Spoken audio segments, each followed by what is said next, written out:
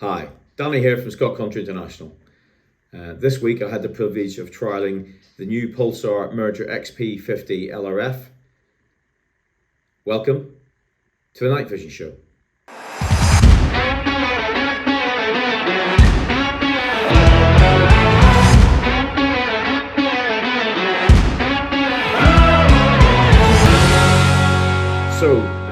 I had the new Pulsar Merger XP50 LRF for just over a week. Started off with James from Black Horse Media on Sunday. We went out trialing it, trying to get some good footage. But because of the heat and a number of other circumstances, we just didn't have the quarry out there to find and to get some real clear footage. But I did have it for another week. So I managed to get myself out and get some good footage. It's been a graft because of the heat, essentially trying to get things out, especially out in the open, to get using the rangefinder and getting the scope pushed to its limits. It's been challenging, but managed to get some good footage, although it was 3:30, 4 o'clock in the morning. But no, it was worth it, really worth it. So a couple of things I will stress: it has been extremely hot this week, so the ground temperature has been really warm, especially on stubble fields. South facing fields have been really warm. The wooden blocks as well. So when you see some of the footage, you'll see that there's a massive white background, and the heat's generating from that. So take in consideration that when you do see the footage, and I'll refer to that. What I can't stress enough is this new mergers. Its capacity to do what it's supposed to do. With that sub 25 millikelvin, i.e. It does the difference between 25 thousandths of a degree.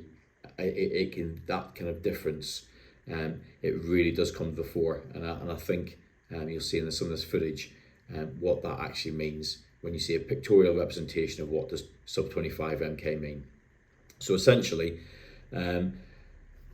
got the scope. I got myself out, and I was taking the dog out, and we were just walking down a track in a wooden block where I do some work for the keeper, and essentially we came to a gate. And I just looked through the gate, and in the chute car park area, there was a muntjac doe and the fawn, and they'd obviously winded us or got heard something or whatever. So they were on the move.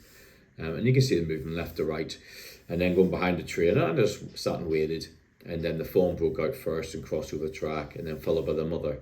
They're about 120 meters. But in that video, you'll also see that behind it, about 200 meters away, the wooden, the detail of the trees. So you're not just seeing the detail on the actual, the deer itself, the muntjac. What you are seeing also in the background, which gives you that full picture, is detail. Right, it's not a hazy grey backdrop. It's a really clear picture, which is really important when you think about it from a safety perspective and a number of other aspects. But it just really shows that quality of that the new technology that Pulsar have really pushed and strive for perfection. Again, I carried on that walk with the dog, and essentially I just heard something into my right. And about 30-40 meters, I picked up another Monty doe. She was oblivious that I was there, so I was able to just sit and watch her. You'll see that sometimes you lose the focus, but essentially that's nothing to do with the scope. That's because she's in thick cover, and obviously the scope's giving me the sharpness that I want, but it's also battling against what's in front of it. There was leaf foliage and all the rest of it within 5 or 6 meters, and then all the way through to where she was. But the scope did the trick, and then walked on down about another 300 meters and along this track, and essentially I just scanned into the right. Just there's a bit of a clearing, as in I could see into the wooden block, and I just picked up a heat source between two large trees. Sorry. So I kind of stepped and looked in a little bit, and I could see this quite clearly. There was a doe. Roe doe, and she had a young with her, a dependent young. So I then spent the next, maybe 10 or 15 minutes just watching and just seeing what they were doing and trying to gauge what size the grouping was. But I was able to see that first of all it was a doe and a fawn, a single fawn, and then after a bit of watching, it transpired there was two fawns there as well. So that little family grouping eventually started walking from right to left. And you saw that the doe comes out and she walks through, and then the two young follow. Instantly, the next night I went down to the same area, and we saw her out with the two young in the field, and at this time with the buck. So we had the full family grouping, and the buck was to the right hand side, and it was great to see. You saw them, but he was onto us straight away, looking at us.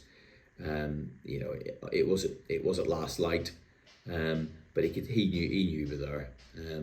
But he just kind of watched us a little bit, grazed a bit as they do, and then off he went. But it was really nice to see that family group. And so from a deer management perspective, being able to get your numbers, even in thick foliage, and just understanding where your pattern of life is for your deer, it is absolutely fantastic.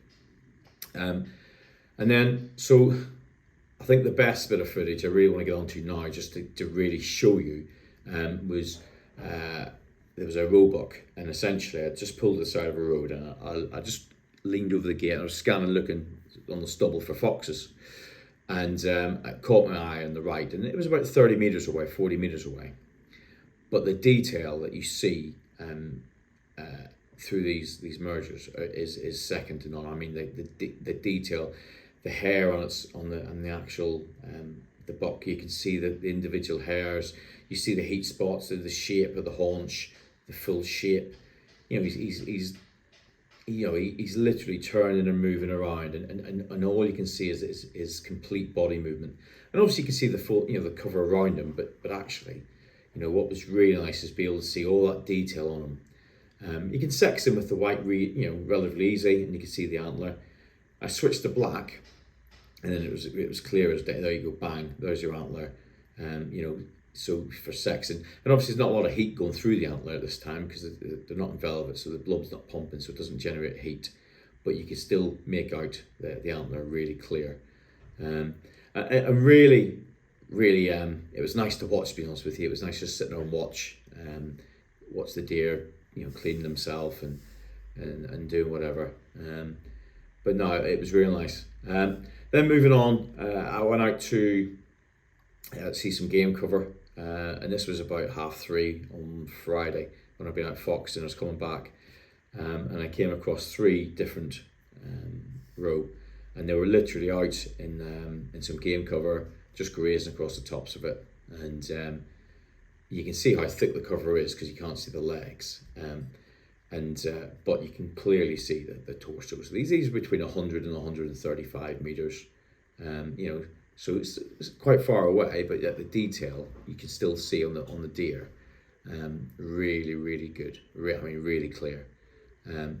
What I tended to not do on the thing was to zoom in, because I want to show the quality of what you can see just on base mag of 2.5.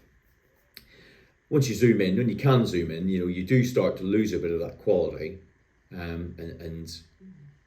but not much, and then once you go to times 8, it's like a lot of scopes, you'll start getting a bit of pixelation, but that's thermal imagery. It's because you're digitally zooming in, and you're going to get that.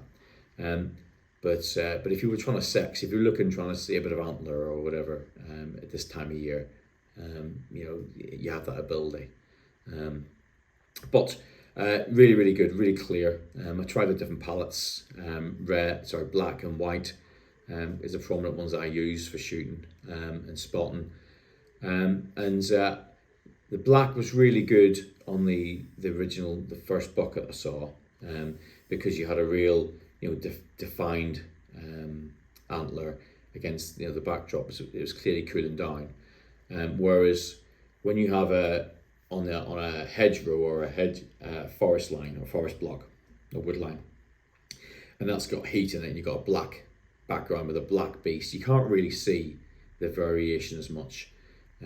Whereas if you switch to white, you can really, really see that.